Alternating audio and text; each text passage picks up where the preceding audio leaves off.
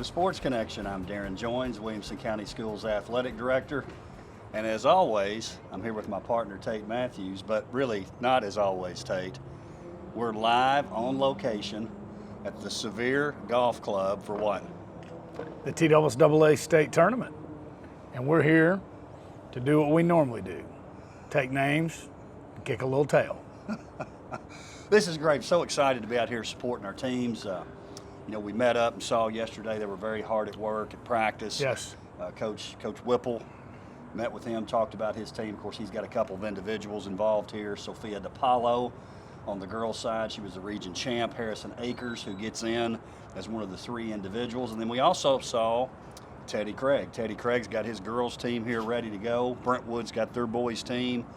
We've got a couple more individuals from Brentwood and Independence. So we couldn't be more excited. Of course, Page High School, too, with Grant Clark, who's in with the shot to win this thing. That's right. And, hey, the weather cooperated. Didn't look good yesterday.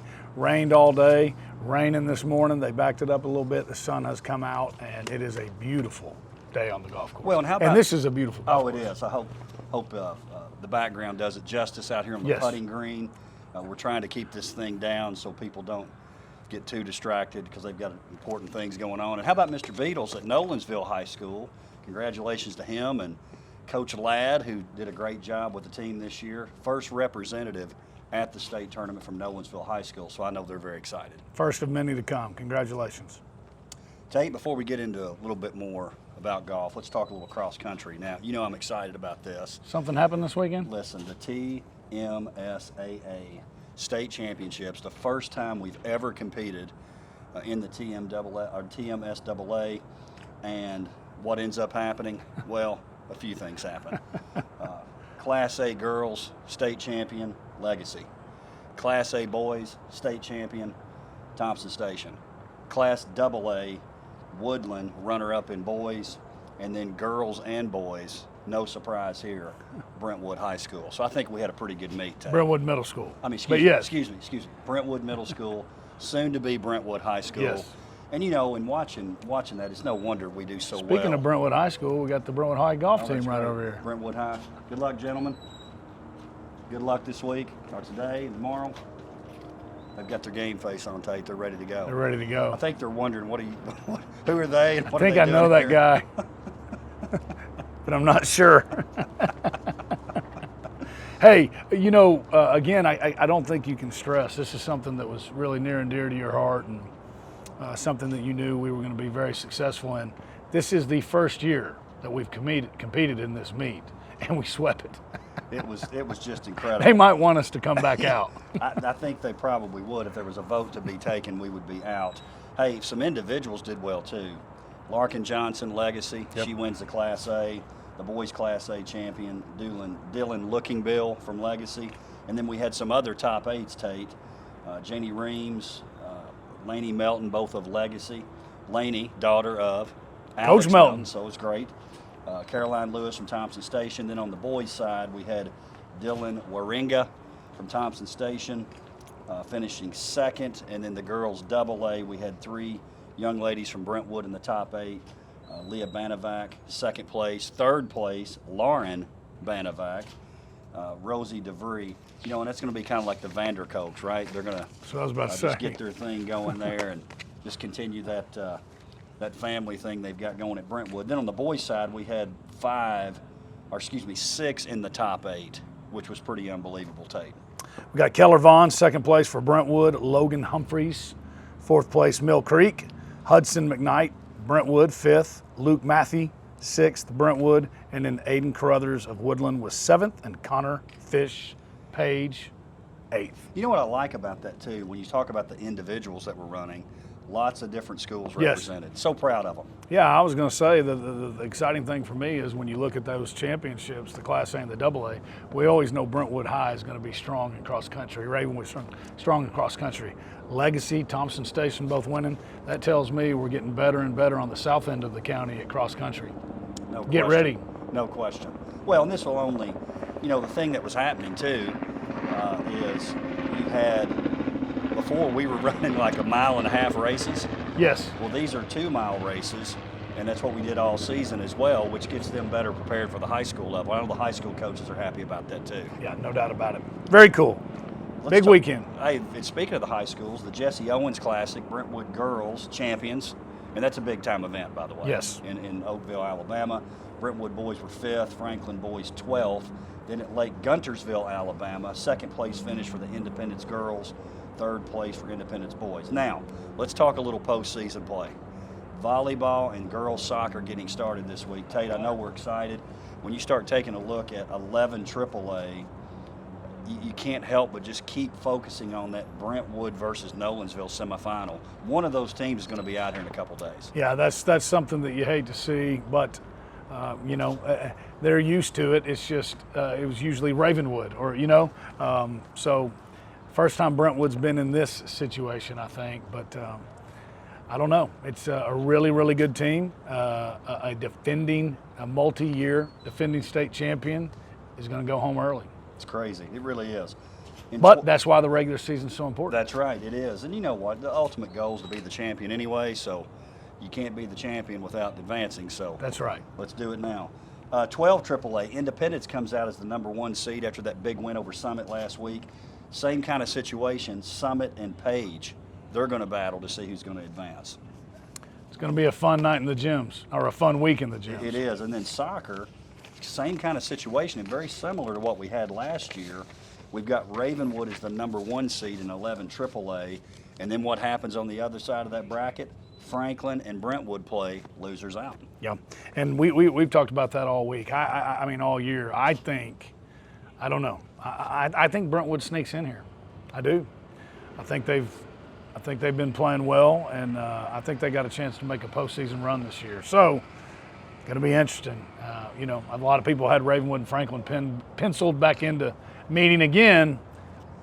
I don't know. Not so fast, my friends, you say. That's right. I think that's what the Lady Bruins say. Tate, let's talk a little golf now. All right, we're here with Coach John Whipple, head coach of the Franklin boys and girls golf teams. Coach, new venue, a little bit different in terms of having to get around this place, right? Yes, definitely, especially when they've got the boys and girls on 2 different courses. It's a little tricky to navigate around. It's fairly spread out, but it's a very, very nice track. Hey, talk about your 2 golfers. Obviously, you've had teams in this tournament, but one thing that's really neat about the state golf tournaments, individuals can also qualify. You've got Sophia DePaulo, who won the region tournament, and then obviously Harrison Akers on the boys' side, who also qualified. Yeah, it's very exciting, especially if you look at Sophia, who's obviously coming off winning the district and winning the region.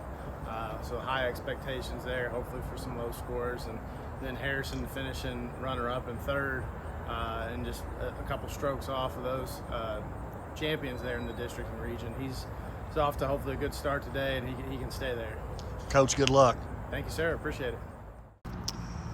All right, we're back here at the state golf tournament. We're here with the Associate Executive Director of TSSAA in charge of golf, Mr. Matthew Gillespie. Thank you for talking to us. No, guys, happy to do it. Thanks for having me. So, talk about this move to this course. And, Tate and I, when we walked up, we're like, man, what a facility. A little bit different than the setup we had there at Manchester. How did this come about? It's new for us. We're excited about it. We were very pleasantly surprised. We had 7 bids from different entities to host our state golf tournament.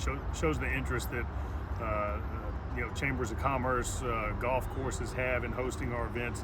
And when we looked across, this was something unique that was never made available to us before, and having 2 18-hole courses provides us with the opportunity of one, not only, we've always had quality courses for our state golf tournament. We prided ourselves in that, but to be able to provide 2 as good as they are, to do 2 tournaments at the same time, to do it all in a week is very intriguing. And then at a place where so many people come anyway just to come, forget golf. So many people come to Sevierville, and it falls during fall break for many schools, which some could say, well, that's not a good thing, but we've heard of so many people adding on to their experience with extra days of doing a cabin and doing more of an experience up here. So this facility and the volunteers they've done up here has been unbelievable. The only negative I've really heard is the length of the walks, but when you're talking about who are the main people? That's the players. I can't imagine this isn't nothing but outstanding for them. We've heard a lot of positives. I mean, of course, you're always going to hear of a few things that here you can improve on this and that, but certainly there are areas of the course, I think 4 for the girls' course, the Highlands course, 2 areas on the boys' course where we are shuttling players because of the distance between holes. We don't have enough resources to shuttle everybody that's out there, whether you're a spectator, coach, whatever. The priority is taking care of the players, and that's what we're doing, so we're able to do that in those areas. We have to start on different holes and things like that, but we've been able to adjust, and we'll learn a lot after not only day 1 and tournament 1, but after year 1, we'll learn and find out what we need to do to improve next year and make it even better. Well, as a spectator, I can't imagine a better place to have to walk here on this beautiful golf course in Pigeon Forge. Yeah, it's I mean the setting's perfect, and minus the 2 hours of rain we had this morning, it's turned out to be a great day, and hopefully be a great 2 days for the large classification for Division 1 and 2, and then have practice round and turn around and do it again on Thursday and Friday for the small classes. So yeah, it'll be an exciting week for sure. Well, we appreciate the hard work and appreciate you taking time to talk to us. So I appreciate you guys having me, and thanks for all you do for all your coverage as well. Thank you. All right, back here at the state golf tournament, Sevier Golf Club, Pigeon Forge, Tennessee. We're here with Teddy Craig on the show, known as Mr. May, Mr. September, whatever the month is. Coach doing a great job as the head coach of Ravenwood. Talk about this course and the challenges for your players this week. Well, it's challenging because of the weather this morning. We had some weather come in and it rained all night, so it's going to be a bit sloppy, and we're just going to have to adjust to that. I don't know if it'll be a positive or negative, time will tell, but just walking the course this morning, there's some areas that are going to be really rough. So on top of that, it's a tough course as it is. We practiced here this weekend, and we know it's going to be challenging. Coach, talk about, I mean, the tournament's been in Manchester, and I think one of the things that at least the folks in Williamson County were like, you know, maybe that state tournament course, we wish it was a little bit nicer. That's maybe a little bit too much of a flat course, not enough challenges. This one has some challenges. No doubt, no doubt. You know, just on the golf cart riding around, following the kids, it's a bit scary going up and down some of those hills. I was holding my breath, but this is a great setting because not only is it a great course, but also the surrounding areas. There's a lot of things for the kids to do, arcades, good restaurants, etc. Just lots of things to keep them entertained at nighttime. So we're fortunate to be here. Coach, appreciate the time. Good luck to your girls this week. Thanks, appreciate it. This is why we're here. We're here to support these young men and young women, these teams. We're at the Sevier Golf Club, and as you and I drove up, and we certainly appreciate you taking time from your busy schedule to be here to do this, support our teams. You do such a great job of that, Tate, and we really do appreciate it. But Thank you. As we drove up, I think we had our mouths open like, wow, what a facility. This ain't Manchester. We're not in Kansas anymore, and I don't know why this thing wasn't moved years ago, but we heard a little complaining last night when we got here. Tell the viewers about that. Well, so it's been brought to our attention that at Manchester you could rent a golf cart and follow the golfers around. Well, and I get that. That is a nice convenience. But when we got here and we saw the facility, this is a no-brainer. First of all, we're right outside of Pigeon Forge. Who doesn't like Pigeon Forge? Right. And when we pulled up, I couldn't believe how nice this golf course was. Hey, the weather's nice. Get out and get your steps in, walk around. I hope this is here to stay. Well, we have our water bottles. We'll be ready to go. Yes. As soon as this show's over, we're going to get out and support our teams, and looking forward to it. So, Ravenwood girls, Brentwood boys. So for our viewers out there, just a reminder, those two teams were region champions, so all of their team is actually here. If you're not one of those teams, then the top 3 individuals advanced. So just a reminder from last week on the girls' side, we've got Sophia DiPaolo from Franklin, we've got Brooke Brummett from Brentwood, Piper Davis from Independence. How about the boys, Tate? Grant Clark of Page, Mr. Beatles, Luke Beatles, as you mentioned, from Nolensville, and Harrison Akers, Franklin. I believe he won a playoff to get here, didn't he? He beat our man, Chubbs Wild. Pretty cool. Chubbs, he beat old Chubbs in the playoff. Chubbs, great year. You're still on the all-name team, Chubbs, no worries. And he's only a freshman. Only a freshman. He's only a freshman. Hey, so. we got our man Chubbs Wild, freshman. Finn Carteau, freshman. We got some good freshmen coming. But hey, you're the golfer. doesn't that say Mr. Akers is used to pressure, pretty good under pressure? No question. He'll be in with the shot.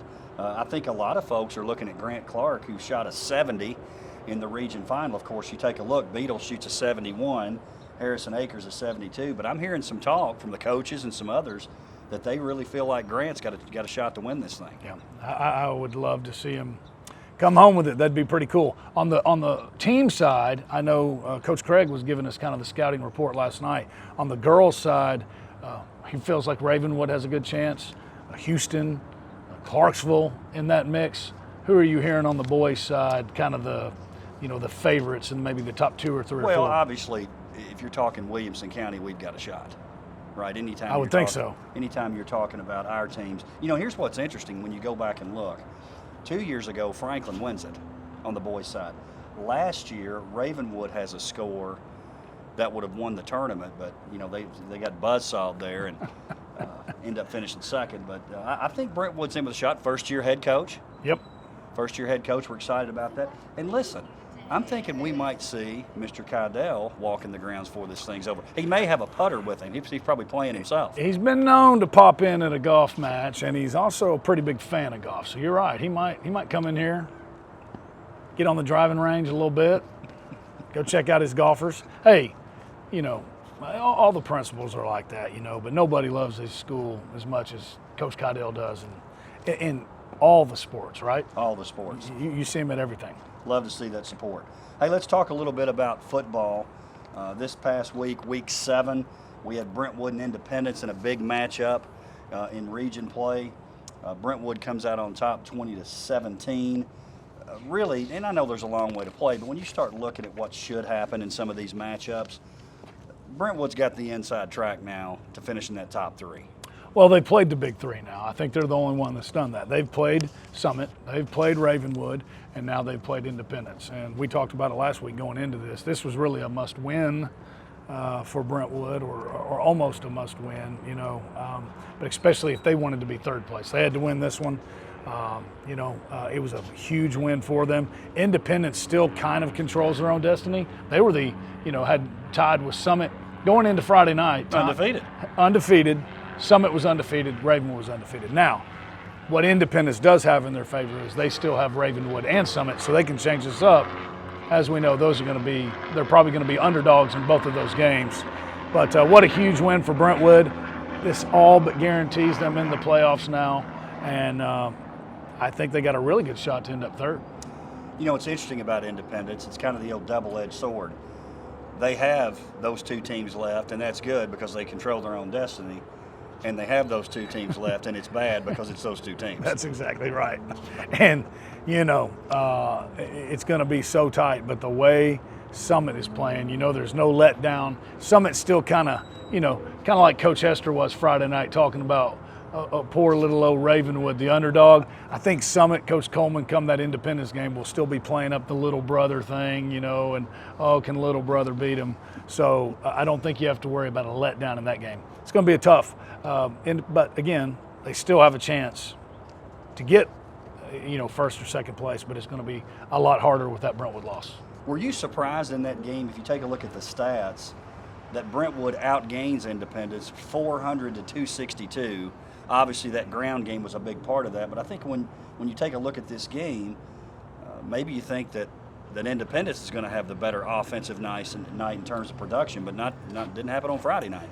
Well, I was surprised that they held Independence to maybe the point total that they did, but everything is so fast. They still ended up with 226 passing yards. We thought that the game plan for Brentwood High was going to be to go in and lean on them and run the ball, and they had 42 rushes for 178 yards. Well, if you had 42 rushes, you probably controlled the time of possession pretty well as well, and that was the plan. Go in, lean on them, give them a good heavy dose of Scotty Collins. They didn't want to get in a shootout with Independence, and they didn't, and I thought they did a great job of it. Next matchup was the Battle of Franklin. This one, I think, was a surprise. Maybe not who won. Yes. But the score. I think we all thought this would be just a tight game, but Centennial really comes out and dominates Franklin 34-7. And speaking of which, let's take a look at the WCTV Play of the Week. Huge second down in the and a jet sweep. Can he get around the corner? And he's going to have a easy time with the score. Touchdown. And if you caught that, Kenai Johnson said, if you're not going to throw to me, I'll just block for you. How about that? You know what? I love it. Just a little clip of how the offense was going all night long. It was, listen, it was pretty darn incredible. You know, and here's something interesting too, and it's this week's gym. A Sevier County Golf Club gym. I love it. The continued blowout trend for Centennial. Listen, in their wins, they've outscored opponents 203 to 20. 203 to 20. In their losses, 71-0. How do they flip that script? Well, I mean, they did in the region game, right? This is a region win. How do they continue that trend against these other region opponents? Obviously, the level of opponent's going to have something to do with it. That's right. And, you know, they were young going into the beginning of the year, and they just keep getting better and better. That's the only thing they can do. You know this. They did it the other night in all of their wins. They're going to win games, keep these things closer, running the ball. That's the only way they're going to be successful. And then taking their, you know, opportunity shots on the passing game, right? Tanner Plowman is really playing well. Cannon Plowman, excuse me, is really playing well, but he's not a guy that's going to throw the ball 40 times a game. You know what I'm saying? We're going to move him out of the pocket, take our shots when we can, but running the ball, that is the must. Well, you talk about the efficiency of the passing game. When I talked to Coach Melton and Coach Kreisky last week, they both said we have to be effective when we do throw the ball. Plowman goes 10 for 13, 222 yards and a touchdown, picks up 54 rushing yards and a couple more touchdowns as well. And then on the Franklin side, Cooper Brown, pretty efficient night too. Yeah. 12 for 20, 164 yards and a touchdown. Those 20 passes, probably more of a reflection of what Centennial was giving them. Here's the thing I love the most. Brendan Jones, 5 receptions for 143 yards. You know, we didn't know who the quarterback was going to be. Cannon was going to be Brennan. You know, they've both played. We've now gone with Plowman at quarterback because we think that gives us the best chance to win. And then Brennan's going out there, giving everything he's got, and like I said, putting up 5 receptions, 143 yards. That's team chemistry right there, man. It is, and it's about winning, right? So Yep. they're 5-2 now. Again, picking up their first region win of the season. Fairview at White House. We had a lot of these games. This was a back and forth kind of game. It was a battle of region unbeatens. Unfortunately, Fairview comes up on the short end, 21-14. But it was literally back and forth. White House scores 7-0, and it goes 7-7, 14-7, 14-all, 21-14. Unfortunately for Fairview, the game ends. They turn the ball over on downs with 2 minutes to go on the White House 28. Just couldn't cash in one more time. Couldn't cash in, couldn't kick a field goal. They weren't going to have enough time, down by 7, so they had to go for it. This game was a little scary because we knew White House was a quality football team, and they got a game changer in that quarterback in Rain Blackburn. So tough region loss, but I think White House probably wins out. Fairview still has a very strong chance to finish second, host in the playoffs, and that's got to be the message from the rest of the regular season. How about Crawford Clax? Another Love big him. game for him, Tate. 118 yards rushing, 94 receiving, a couple of touchdowns, 1 rushing, 1 receiving. But what about him on the defensive end? Had an interception on the defensive end. He Incredible. also recovered a fumble on defense when White House had 1st and goal with about 7 minutes left. The guy's always around the ball. I'm assuming he comes out on special teams, but if he doesn't, he plays the entire game. Just a playmaker, man. And, I just love seeing him emerge like that. I know they were counting on him, but at the beginning of the season, I don't know that they thought he was going to be this productive. And Layden Grant. Another big night. 2-headed rushing attack. He got 90 rushing yards, and that's going to be the success of this team. But, I think they feel like they let one slip away on this one. Yeah. Well, let's face it. I think we agree with this. Their region got tougher when they moved. No doubt about it. I mean, it's a tougher deal for White them, House so- a little bit tougher than Camden. Yeah, I mean, so it's going to be harder in this league if they stay in it for a while, obviously 2 years, but to reel off the number of region championships they've had, the competition is just a little different. I agree. And that's no knock on Fairview and what they've done in the past. Obviously, they've been great, but it's a little bit different setup. Hey, shout out to Spring Hill. We appreciate you. Helped Nolensville get back on track, and so it's 45-0, big region win for Coach Derrick, and I feel like, with Spring Hill, and we're just having a good time. It's a WCS show. Spring Hill, We're fans of Spring Hill. They're fans of ours. Reminds me of our friends in Gallatin, Buck in the basement. These are all people that are good to us in WCS. Big fans, and we always love your encouraging comments, especially the Buckster and Captain Summer Camp up in Gallatin. Hey, here's what I love. The win-loss record, not quite what we want, but I still think 2-1 in the league, right? that's what I was going to say. I still think 2-1 in the league. I still think Nolensville is going to cause some noise in the playoffs. Sure. I know they're looking forward to this Page game down the road, but here's the deal.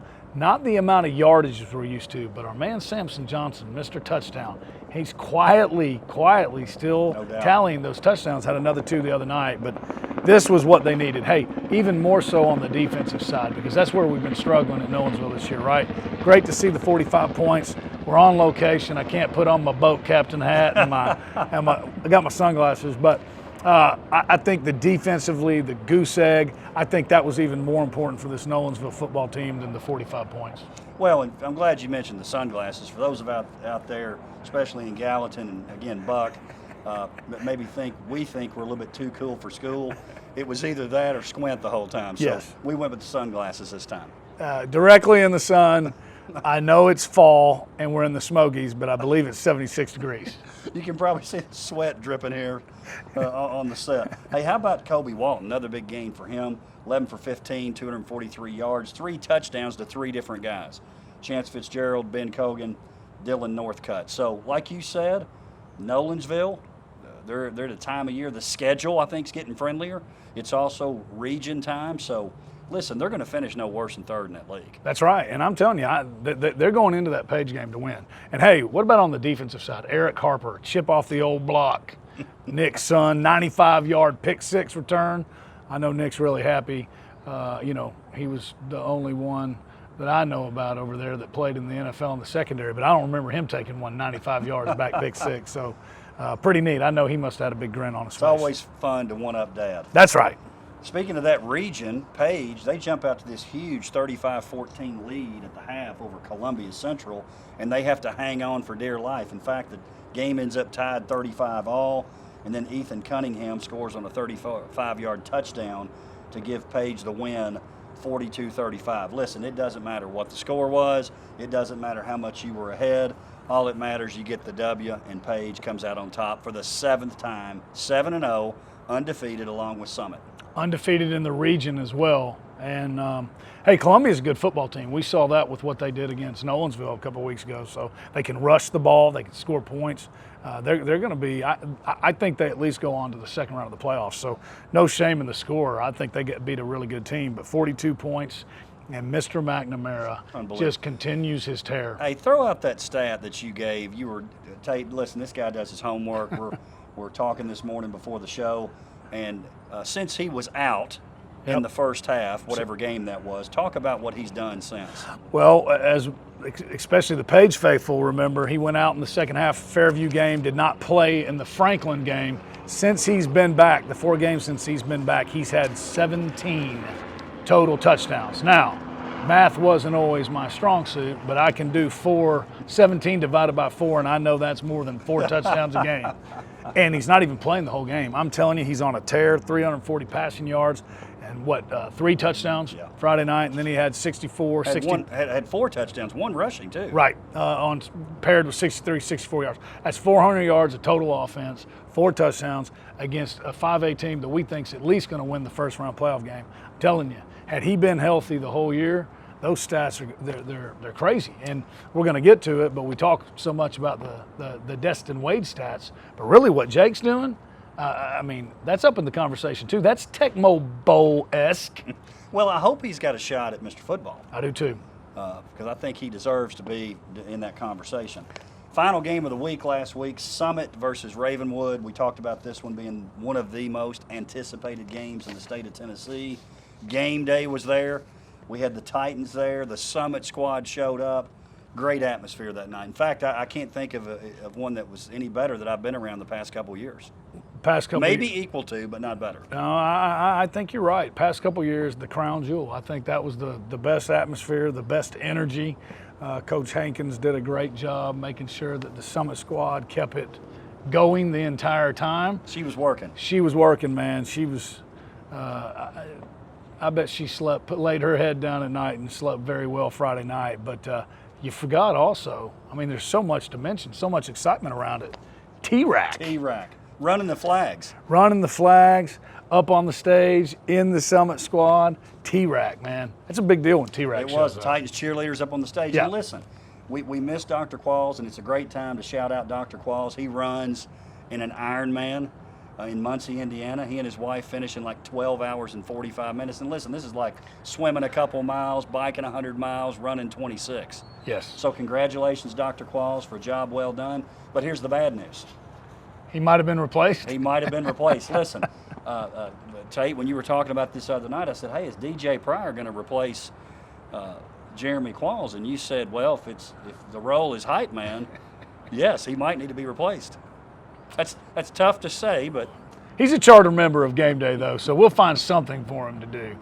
maybe he can pull some wires with the Spring Tree guys. Well, and Break as down always, stages. he can bring the standings on the Mike Bobo Quarterback of the Year. That is true. Yeah. He can be like the guy. Who's the guy that sits off on the side and they let him make predictions? They call him Bear. Yes, exactly. We'll let him do that. I think that'd be great.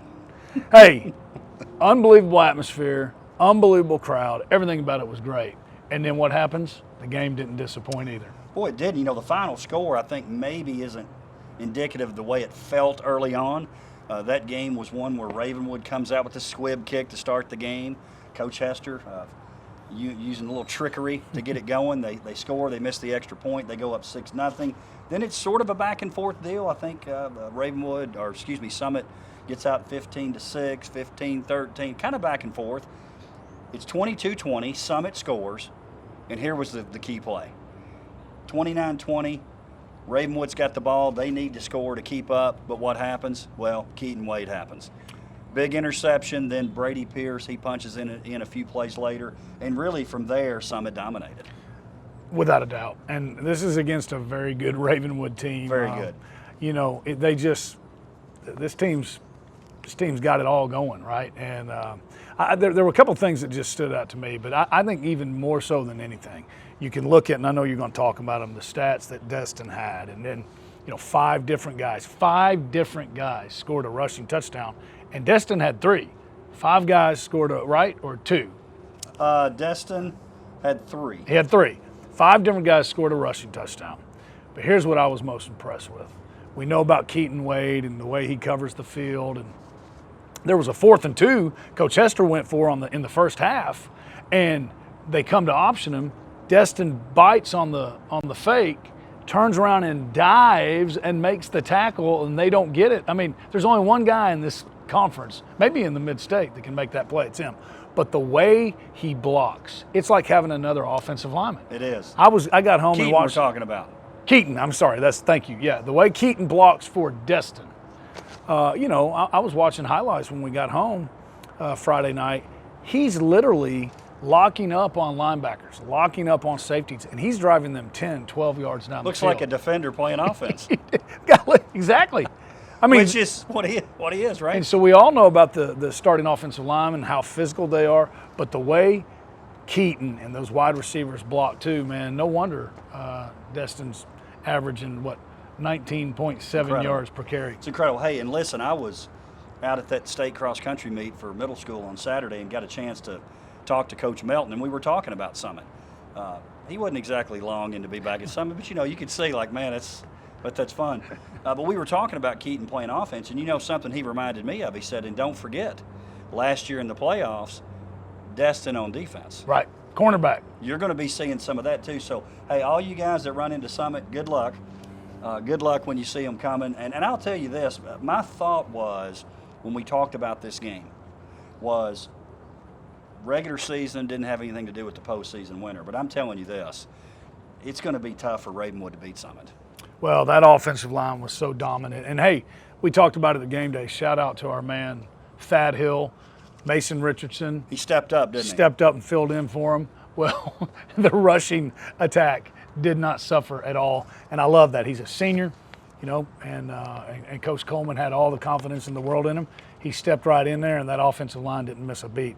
They're fun to watch, man. They're downfield blocking.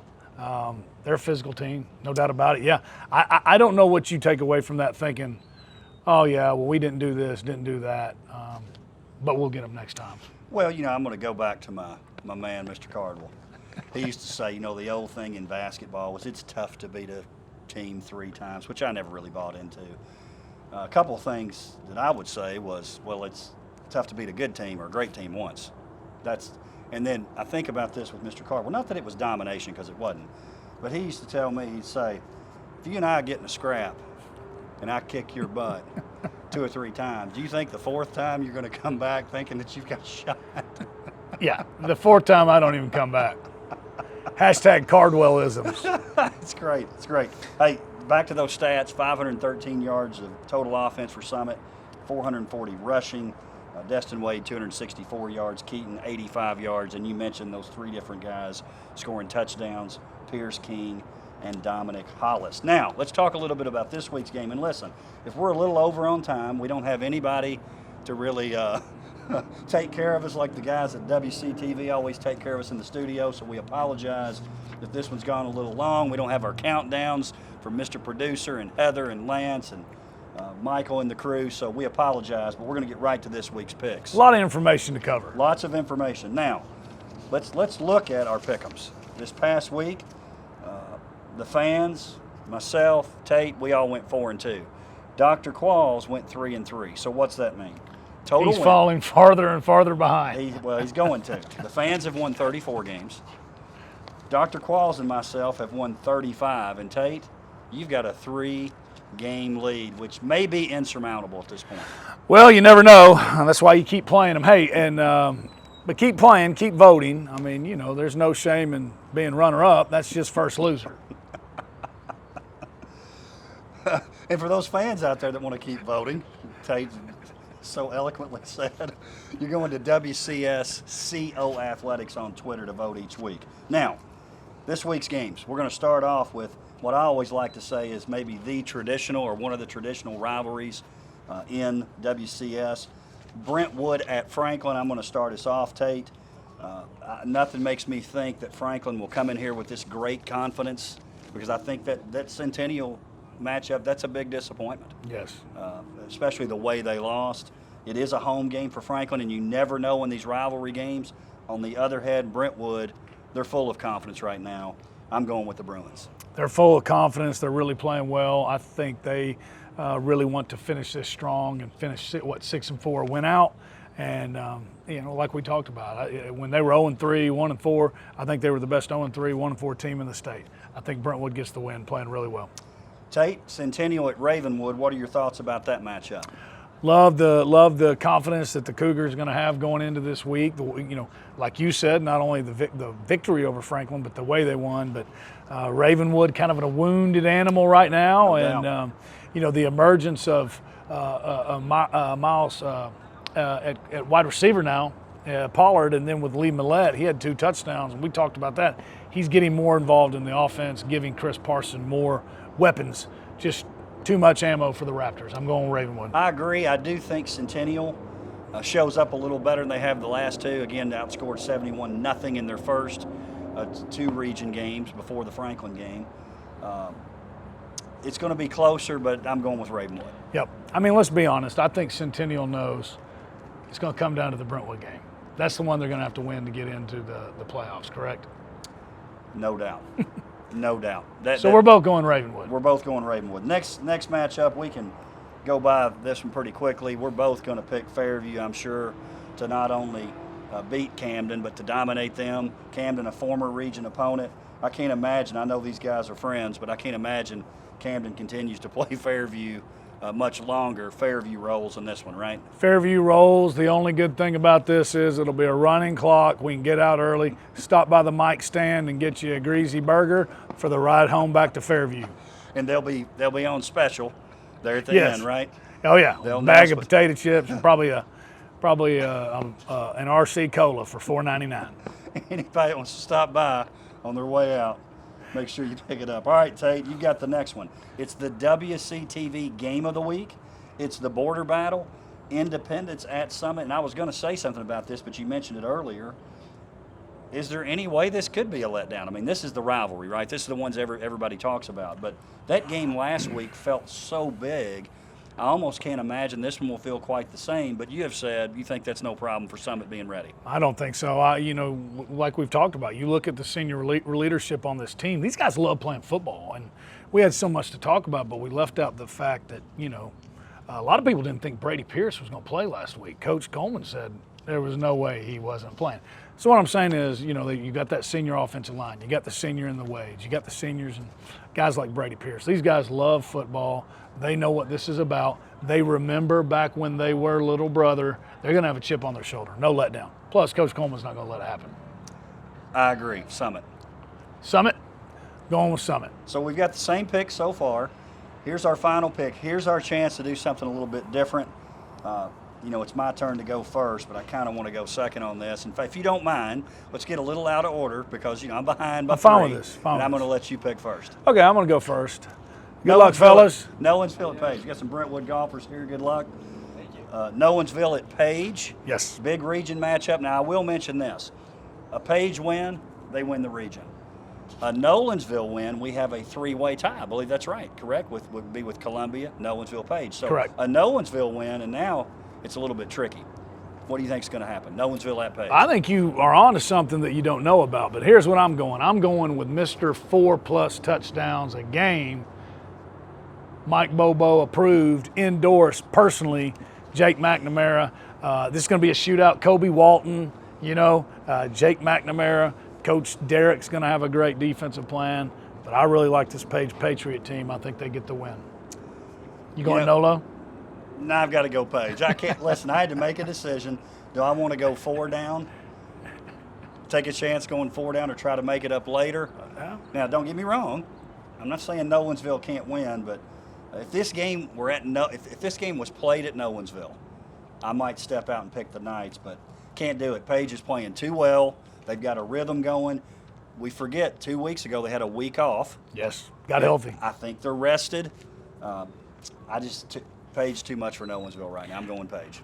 I'm a little bit biased, but the guy that I think is probably the best basketball coach around in the area, he always told me shooters shoot, and you miss 100% of the shots you don't take. So I'm a little disappointed in that strategy you just took, but I understand. Listen, it's only week 8. I've still got time. We've got the playoffs. We know that a lot of things can happen in the playoffs, so not giving up yet.